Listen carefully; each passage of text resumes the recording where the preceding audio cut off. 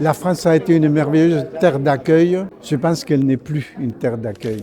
Quand il y a eu les 50 ans de la commémoration des 50 ans du coup d'État de Pinochet au Chili, il y a beaucoup de choses qui ont ressurgi dans l'espace public. Et là, j'ai réalisé que ça s'était vraiment produit partout en France, cet accueil.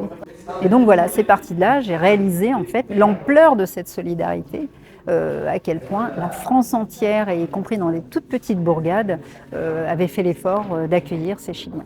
Je faisais la résistance, un jour on m'a arrêté et j'ai fait 2000 kilomètres dans 5 prisons.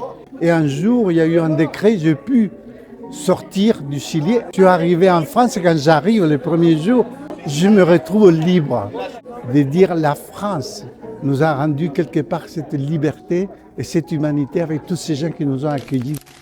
C'est la première fois qu'on voit un coup d'État retransmis à la télé. Donc ça choque beaucoup les Français et ça les touche partout, sur tout le territoire.